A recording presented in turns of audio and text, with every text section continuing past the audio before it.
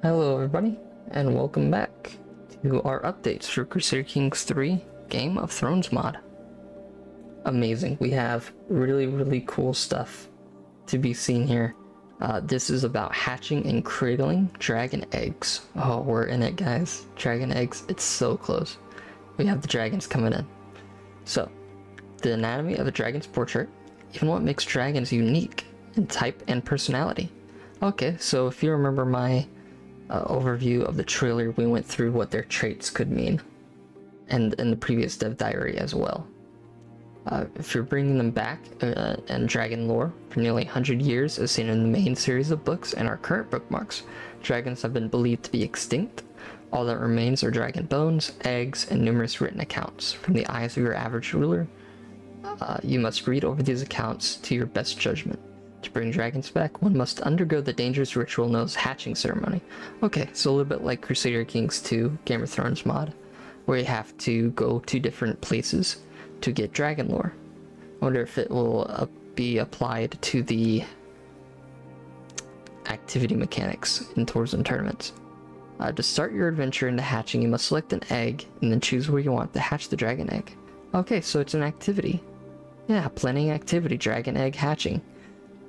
The locations you can pick from a display near map. Yeah, dragon egg. Location of known import to dragons and dragon lore are good candidates for hatching a dragon egg. That's really cool. But before even doing that, you have to gain as much lore as possible. And yeah, that's good. So if you visit that, you'll get a dragon lore. If you go to the site of the Field of Fire, you'll get dragon lore. Awesome. That'll get a dragon lore event. And if you go to the Citadel as well, the main place of knowledge in Westeros, it'll be there. You'll get a dragon lore event too. And dragon lore in Harrenhal as well. The stores in Harrenhal do not do it justice. I believe no occupant has dared to take the challenge of rebuilding the once grand castle. Instead, it lies in ruins. It is far bigger than any castle I've set foot in. Even the Red Keep can't compare. The once great towers have been cracked and bent by dragon fire before my arrival. Heron the Black and faith in these walls, and his line ended within them. That's cool.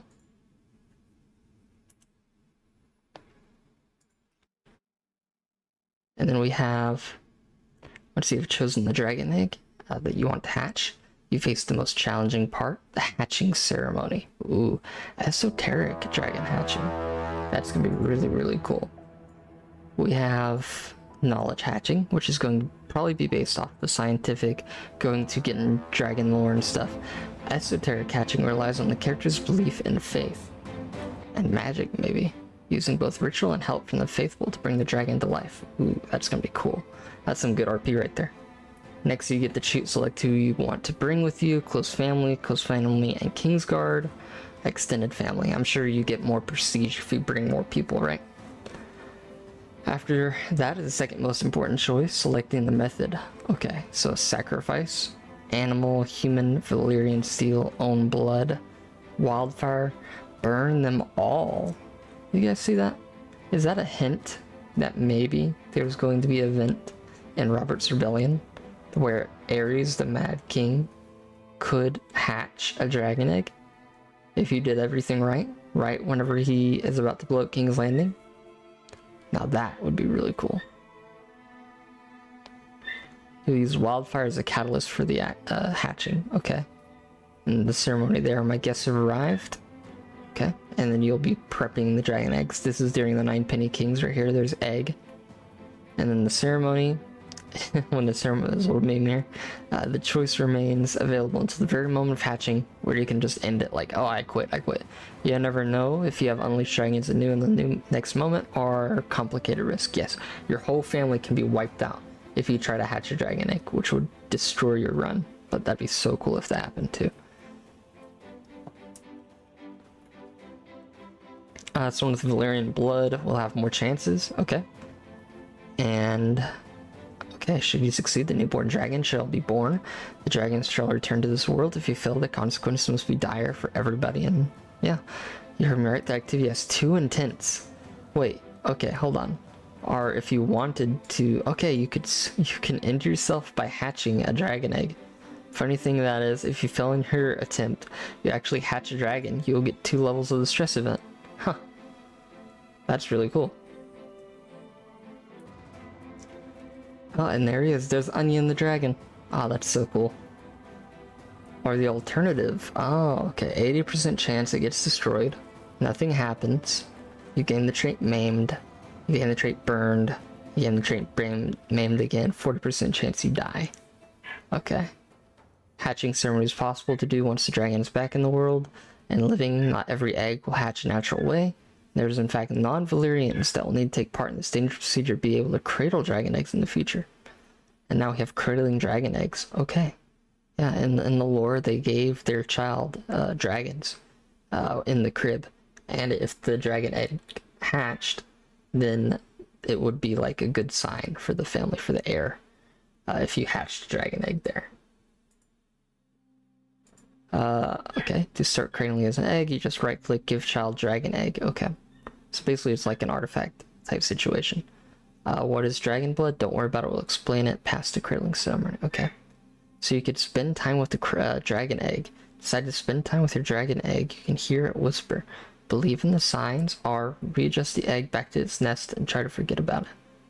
Okay, or is this just an illusion born out of desperate desire?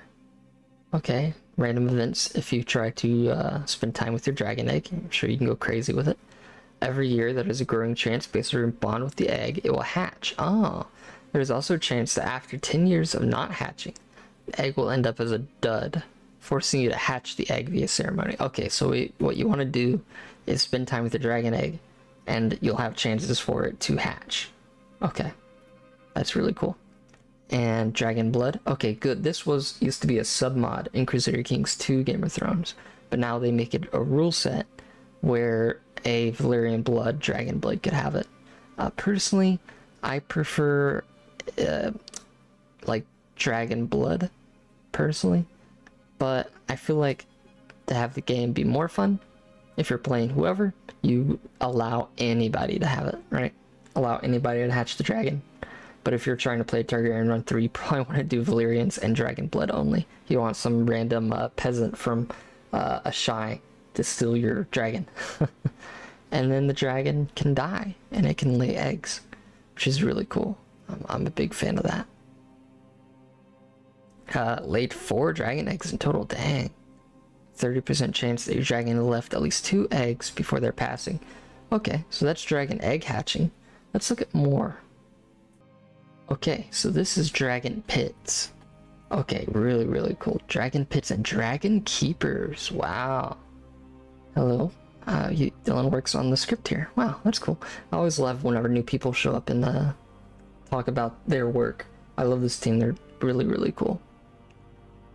All about dragon pits. With the presence of dragons in the world, there will be those who are envious and fearful of them, and your dragon rider will doubtlessly want to protect the most precious possession from those with ill intentions, or from those with foolish ambitions. The question then, how do you protect your dragons from wrongdoers? That makes a lot of sense. In CK2 Game of Thrones, Dragon Pit is used, but it's sort of, you can still, they just, whenever they go wild, they can return to the Dragon Pit, but it's a little, it doesn't really work out that well. Historical dragon pits are those that appear in canon. For example, King's Landing has a dragon pit and the Dragon Motte. But I'm sure you'd be able to create more, yeah. The generic dragon pits are those the player can build. These are called dragon pins. Oh. Both dragon pits function as a stable for dragons. Okay. So you can have a dragon pin be created, and just in the game, if you have a dragon, you just create a dragon pin, like somewhere in the reach. The building acts as a dragon pit, which allows the county holder to store dragons. However, the dragons in turn will suffer health effects. Ah. You get big renowns. Sure, it's a big gold sink too, but here's the actual dragon pit in King's Landing. The Great Stable of Dragons, the dragon pit was built after the burning of the Septim Remembrance by Maegor I, and completed during the reign of Jaehaerys I. So you do lose a lot of taxes with the dragon pit, but you get more renown if you actually have the one in King's Landing. Okay, that makes sense. Dragon pits provide security for the dragons that are locked within. Characters who lack access to the dragon pit will find it difficult or even impossible to interact with the dragons within. Ah, okay. So if you try to tame it, you can't tame it. The dragon is not in a building limited to close family members or the holder. That's a check mark right there. So the only way for a stranger to kidnap your dragon would be if you didn't have a dragon pit. That's really cool. This is one incentive earned by constructing these buildings. You will control who has access to your dragons and attempt to tame them. The ability to limit the access to dragons. A character may deem it fruitful to try and capture a wild dragon, and lock them in the dragon pit. Ah, yeah. So you can trap a wild dragon, actually have it here. Look at this. Tyrex is a savage, it's a wild dragon. Yours is to attempt to confine him. He will not go peacefully into the dragon pit. Ah. Okay, so he's killing a whole bunch of people. The dragon keepers are suited for the task. Okay, my little captain, too dangerous, or try it yourself. Okay, so you can just find, oh, you can go on dragon hunts. That's so cool. You just capture them. Like big game hunting with dragons, and you end up taking it home. Imagine playing a character where your whole goal is to have as many dragons in the dragon's pit as possible, like some sort of giant zoo. Okay, and then we have it here. You can try to tame the dragon, but there's a gamble. Oh, wow, look, you can have more than like 10 dragons in your dragon pit. Once you can view in a list located here. Okay, so it's right here in Rainey's Hill. You can just find it, view the dragons in the dragon pit, open that up. Super cool. And you can find all the dragons here. That's really, really cool. But it was noted, if you do put your dragons in the dragon pit, they will suffer a penalty. The dragons locked in the dragon pits in King's Landing, their growth became stunted, and they ended up getting smaller and even dying in the dragon pit. Okay, so it's a tiny health penalty if they're in the dragon pit. I'm sure if they're in the dragon pen, it's even more of a penalty. So you want King's Landing. Although players should be aware if they wanted their dragon roam free, it's not free of consequences. Okay, so you let your dragon roam free, I'm sure it could start people trying to kill your dragon. Dragon pins are buildable by any character whose highest title is at least a kingdom tier. Because a tame dragon or they are an ambitious character of Valyrian heritage that owns a egg. Perhaps there is another condition between this eccentric trait and owning a dragon egg, but perhaps I'll leave you to find that out. Nice.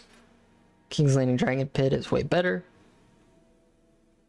Yeah, we know that. But the Dragonmont, the Dragonmont acts as a dragon pit, which allows the county holder to store dragons. Okay, so you don't lose money. You don't get the renown benefits.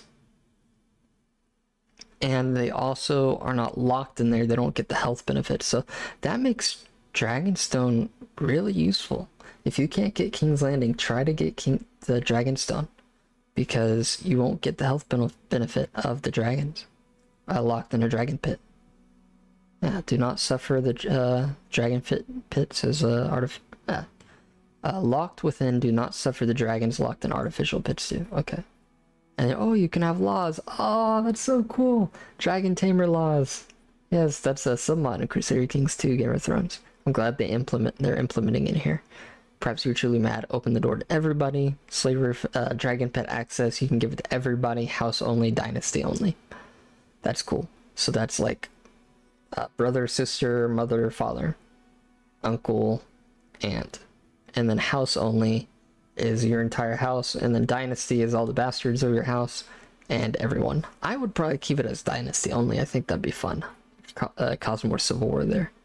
And then the dragon keepers, their order here. So so they are represented through a new court position called the head dragon keeper. Okay, so you get bond with dragon scheme power, deepen bond with dragon scheme power, steal artifact scheme resistance chance, and unlock the teach dragon lore interaction. Okay, that's cool. And the aptitude for head dragon keepers is controlled by a new royal court amenity. Oh, dragon pit funding. Okay, so there's a new gold sink here that you can put your money in. High dragon pit funding has better dragon keepers. That's really cool. Dragon pit filler and flavor. There's going to be events during it. Okay, that's really cool. If you're skipping out, you'll have more negative events For those that are financially responsible with their dragon pits, they might find that their dragon keepers treat their dragons locked within not only reverence, but with passion as well, and that passion may rub off on others.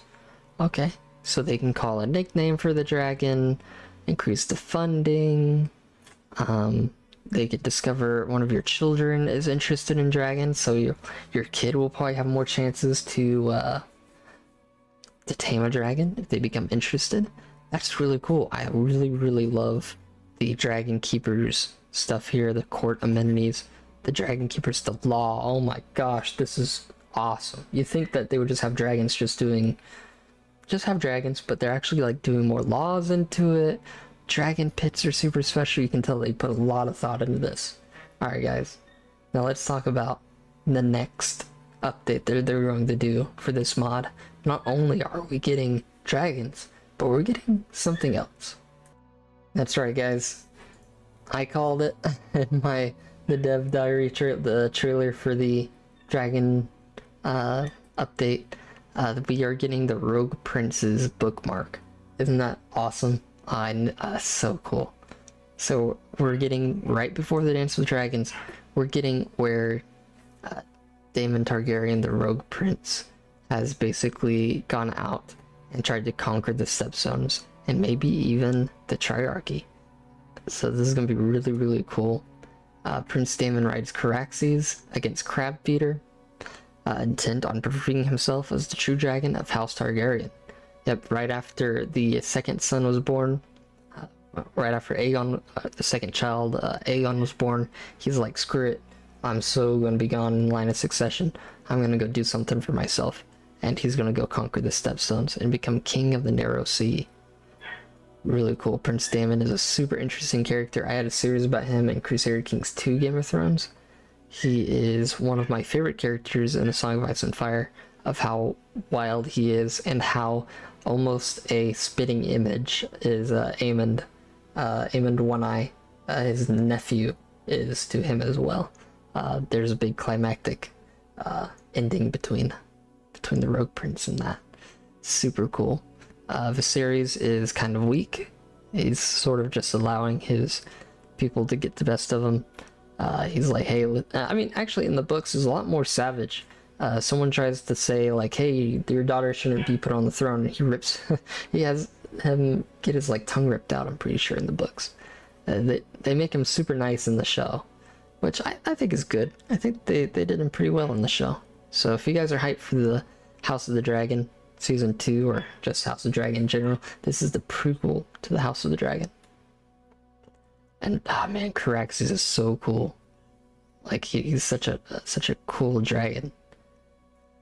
Very cool. He's like as hot tempered as he is, so very cool. And there looks like special armor here as well. If you look at that, yeah, though I may denied my birthright as Prince of Dragonstone, I shall not let my brother relegate me to obscurity. I shall conquer the Stepstones and prove the second son is the true heir of House Targaryen. That's really cool. But it's not just going to be a normal bookmark. They are going to do more stuff to add with the lore. So they wanted to make it to where in the war, it took about 5 years.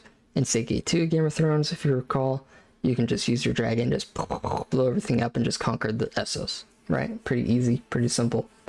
But in this, they want it to take place over stages, so they're actually going to do events, which I think is awesome, and you can tell they're doing a little bit of testing ground about war events, which I think would be fantastic. In the War of the Five Kings, how fun would it be doing Stannis' campaign, and instead of just rushing the King's Landing, you can actually change the course of events, but follow the lore, instead of just change, like, it's a sandbox game, I understand, but having, like, events happen one after the other. I would love to play as Stannis during the War of the Five Kings, maybe ally Ridley, and then still conquer the Iron Throne, just having different events.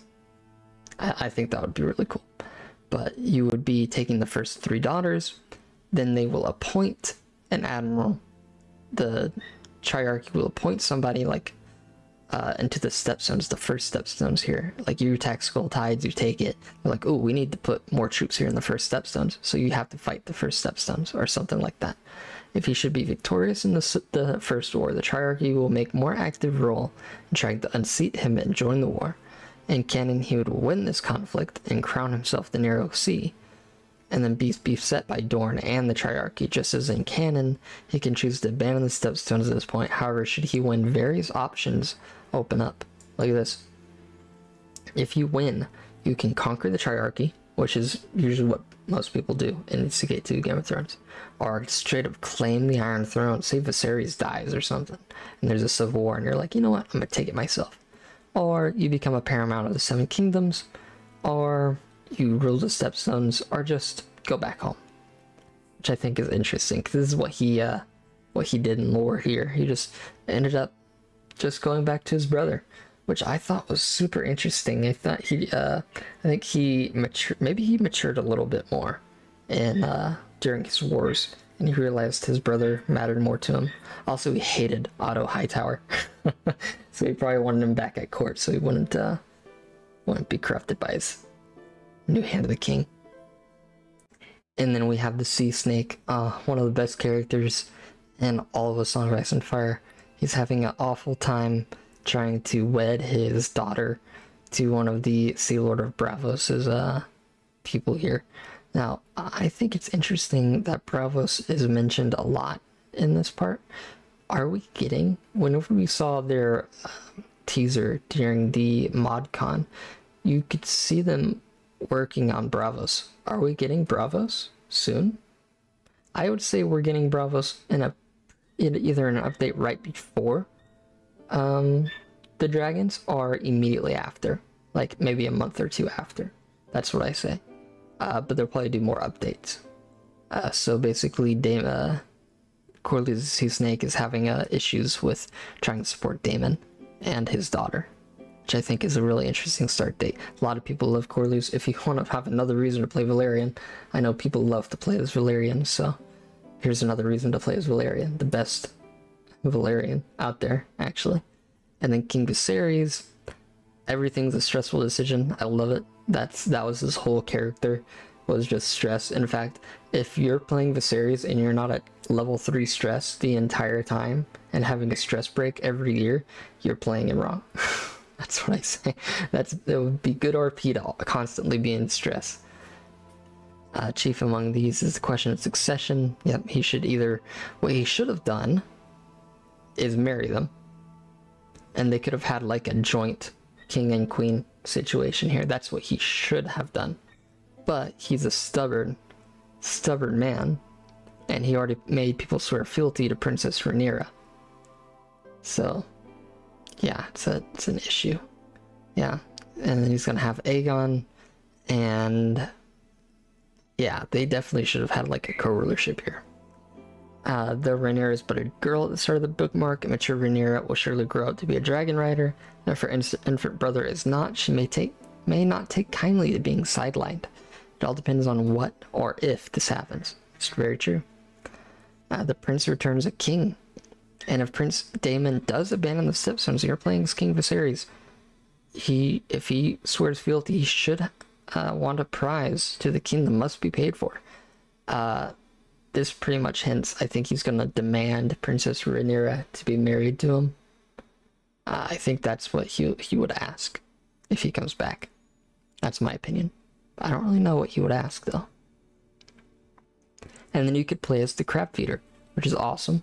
And you could end up killing Daemon or anything like that. I think it would be a really fun playthrough to play as crab feeder, kill Daemon, maybe even steal his dragon.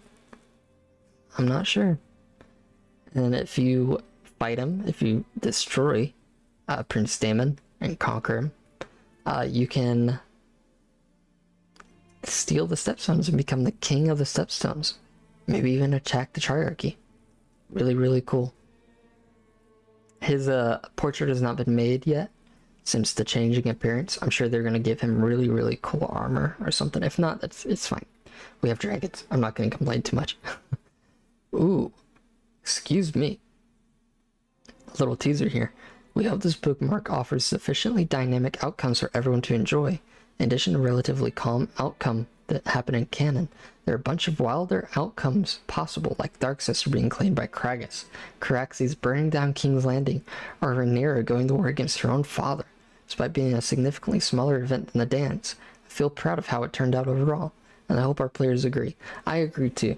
You know, the Rogue Prince is the excellent time. There are dragons out, but it's going to be a little buggy. I mean, don't, in my opinion, they're going to have to do a little bit more update tweaks. I mean, what mod is perfect on initial release where things just work immediately? I'm thinking like a dance situation, like a dragon duel might be a little buggy, and they want it to be a little bit better before they release the dance, right? Of course, and that's my opinion. But check this out. The Rogue Prince is not the only bookmark to have dragons. 9 Penny Kings right here. Remember in the 9 Penny King start, if there's like an event chain where you can sacrifice your kid, see if you can get a birth your dragon egg, but nothing happens. But check this out. With this update, you will maybe succeed with the dragon egg hatching as as Melee's the Monstrous. Can you imagine Melee's the Monstrous with a dragon? Oh my gosh, that'd actually be so fun. I have to play that. I have to do a campaign with that. Alright guys, well, thank you all for watching. I hope you enjoyed this Dev Diary updates. I know we had 3 so far that I missed, and I want to do them all at the same time. I recently got a new puppy, so you know how it is, guys. Well, I hope you have a great day. Peace.